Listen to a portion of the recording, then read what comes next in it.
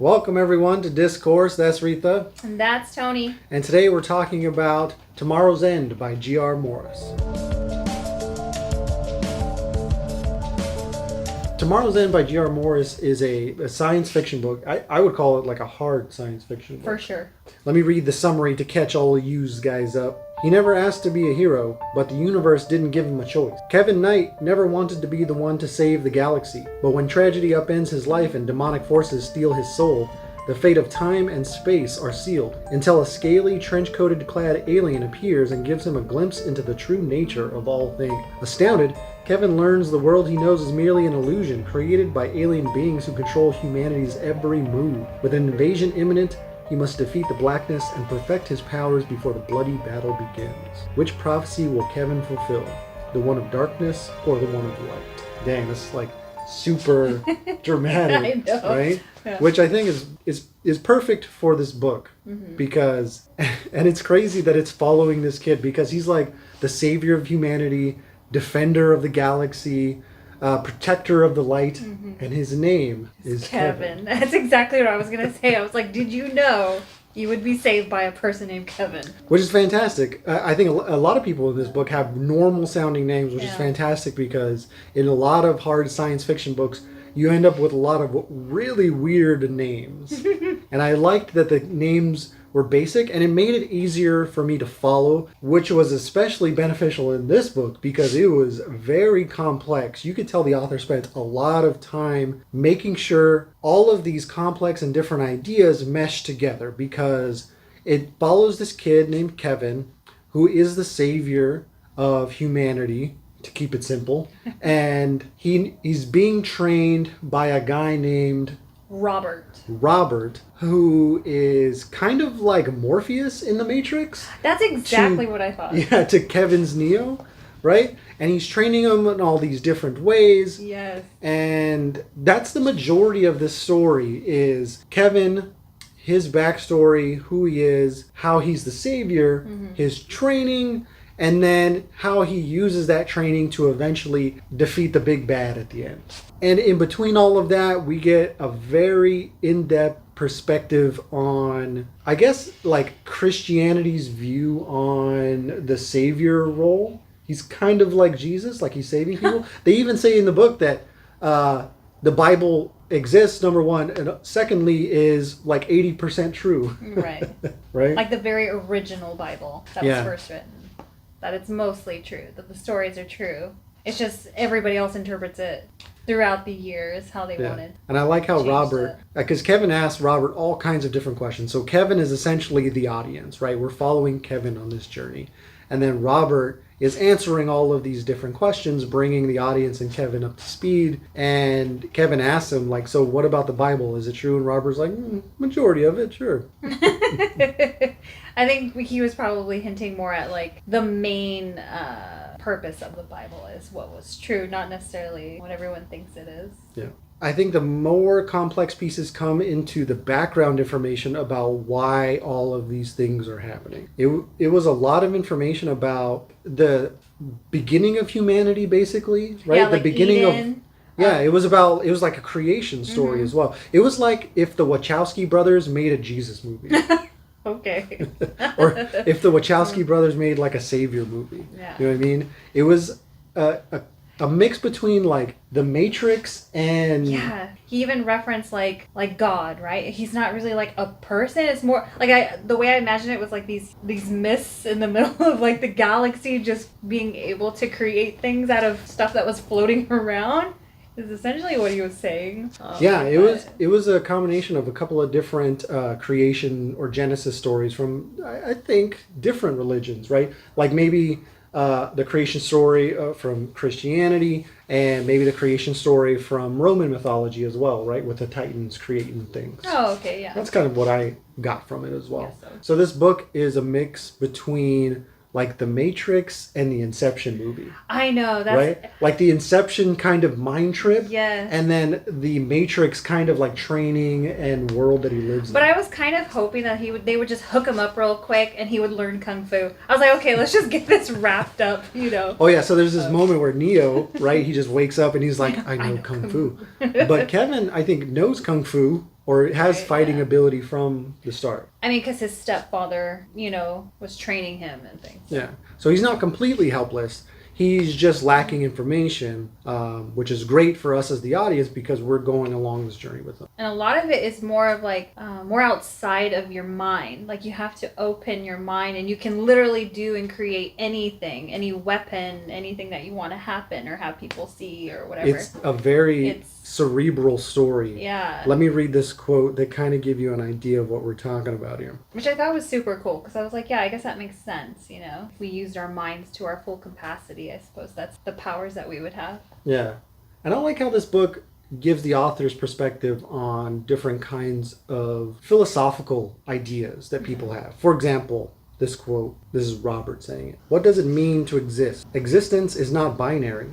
It's a hierarchical progression that begins with a pre-metaphysical construct called order. Order was the seed that grew into the metaphysical spirit. That spirit moved up the hierarchy of existence when it merged with your physical body. Very high level philosophical Thinking. metaphysical thinking, Yes. right?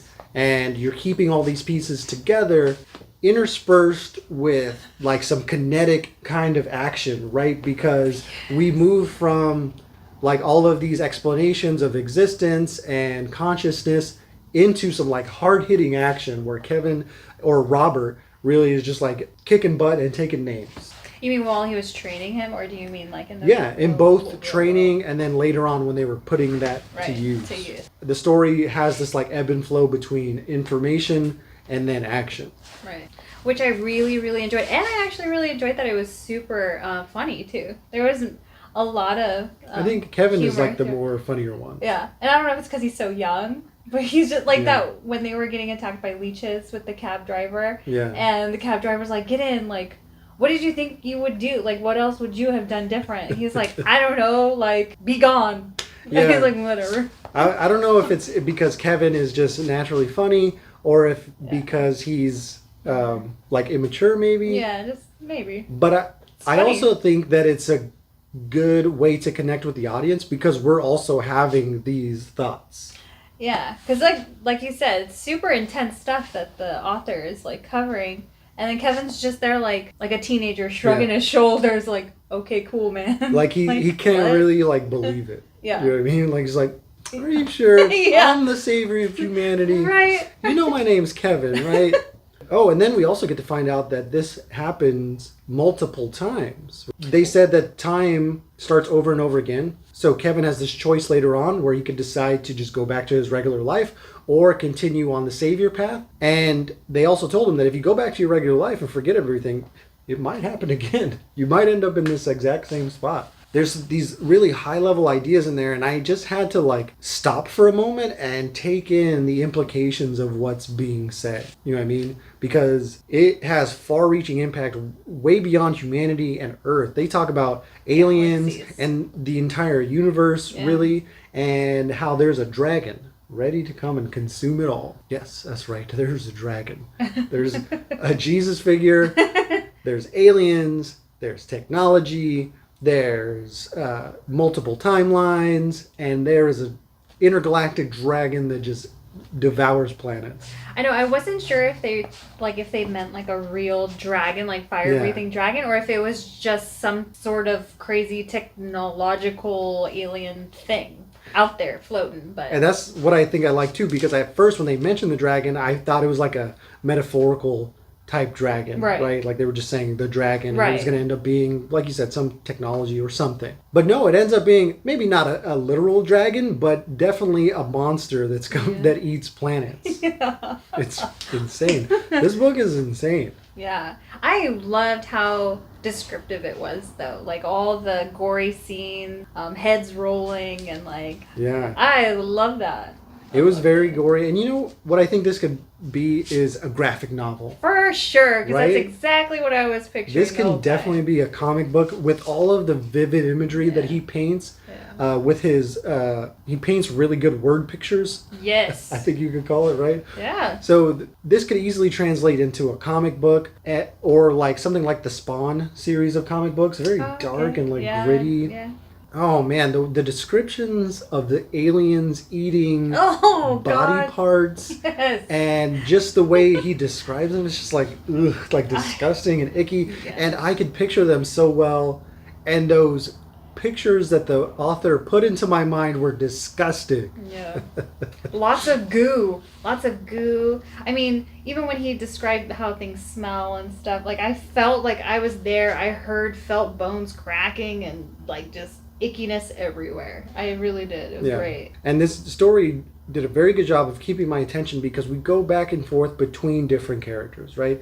I think Robert and Kevin are the main characters. Yeah. But there's other smaller characters and sub storylines as well. And then Wildfire, I was like, she reminds me of like a Harley Quinn or something. And I was like, oh, this is so cool. I really liked it, actually, the very beginning. I was super into it.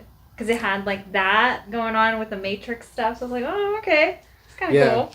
I liked Night Stalker and I liked Wildfire. And how they were introduced in the book to really draws you in. And them alone, again, could very well be a graphic novel. Yeah, and you get, I mean, the story starts and you're right into it. Like there's no preamble. There's no lead up to it. Right yeah, you're just, and you're like, who is this chick? She's psychotic.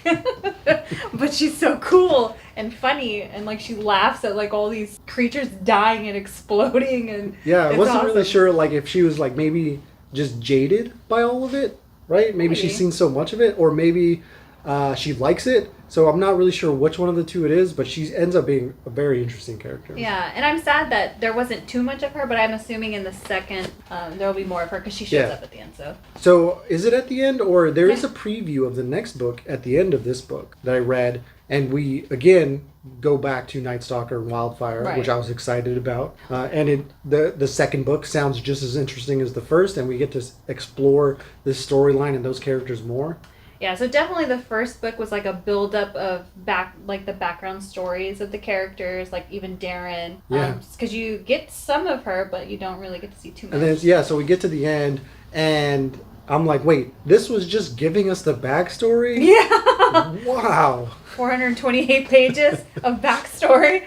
Yeah, so I can tell that this is going to be a very complex world building type of book. Like the author is building worlds here with this series that gets really in depth, has some fantastic high level ideas about humanity, about free will, consciousness, the battle between light and dark. It has some really original ideas that I really enjoyed. Yeah, I was just going to say, I feel like he pulls from a lot of things and makes it his own, but intertwines it and it all makes sense. Yeah, and I like Kevin's response to most of this because he's kind of like incredulous almost. Like, what? Are you sure? Let me read you this quote to show you what I'm talking about here. So funny. I kept thinking that too, like myself. I was like, no, it can't be him. It's just not him. There's no way. Kevin took a deep breath. So, I guess I'll summarize. Everything has always existed, and the makeup of all existence is light and darkness. The light wants continuance, and the darkness wants oblivion. Before things exist physically, they exist spiritually. And at that time, everyone agreed, including myself, that I would be the savior and make sure that the darkness doesn't win. We all watched how everything will happen. So to have free will, the memories where we made all of these choices from this spiritual existence was wiped from my mind. That about right?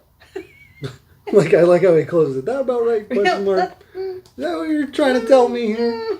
And again, it reminds me of that scene with like Morpheus and Neo, where Morpheus is explaining how everything he knows is an illusion. Right. Yeah. And you're just getting to realize, Neo and the viewers are getting to realize what really is behind the curtain, right? Yeah, exactly. So in this book, when Robert pulls back the curtain as the Wizard of Oz, what's behind the curtain is hideous. It is a monstrosity back there. Oh God, close the curtain. I want to go back. I don't want to be the savior. And so he changes his mind, right? But he doesn't really, because he's done this tons of times. Yeah. Again, talking about how this can be a graphic novel. The ending scene, or the ending battle, let's call it, where Kevin is like supercharged and he's using his abilities to fight back. That was an intense fight scene. Yeah. And very well described. Man, I really soaked in those few pages because Few pages. That was like 30 pages. yeah, those 30 pages or That was like 30 pages. I think the ending chapters I really soaked in because again, just really great painting with words, like making these vivid imageries. It's fantastic. My favorite part of the entire story was that final battle. Yeah, because it was like I felt like I was there and I was just, I don't know, it was really good. Played out really well.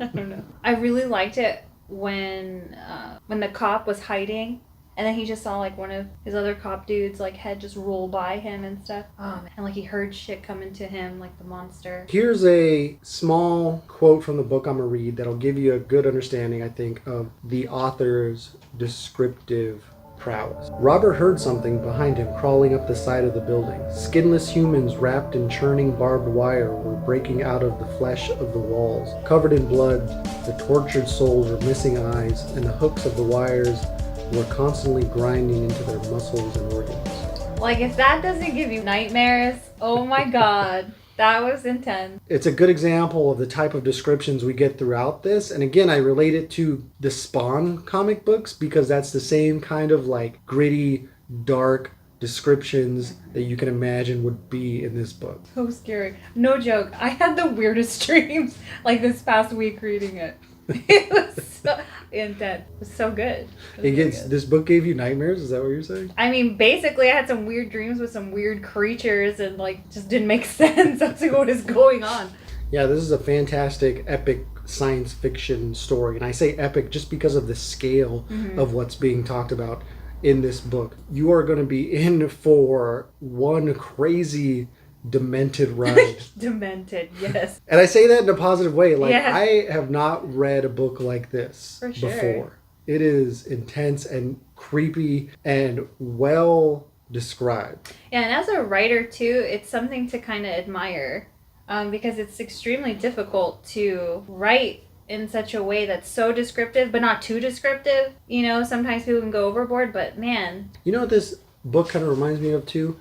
That old Jennifer Lopez movie called The Cell, where she's like a psychologist and she goes into the mind of a serial killer. Yes. And the serial killer builds like this whole world because it's his own mind, kind of like Inception. And everything in there is like super creepy and weird. Right. Yeah. That's kind of how this is. So if you've ever seen that movie and you want more of that creepiness, read this book. And no J-Lo. Oh yeah, but no Jennifer Lopez. Which I think is a good thing, right? There's no like sexy female character that is distracting the male protagonist. Right. The story is focused on the savior role. Yeah, of course. But I feel like Wildfire, like she probably has that, but it's not about that at all. So, which is nice. Which is really nice. Yeah. Because a lot of books nowadays have to have some kind of a romance story. Well, I think that Darren and him, I think there is something kind of mentioned about it, but it's not about that it's at not all, huge. which is nice. Yeah, it's a very, again, minor kind of storyline. Right? I feel like I have so many questions after reading it. I'm like, first of all, let me just make a list of all the words that I don't understand. So you're telling me...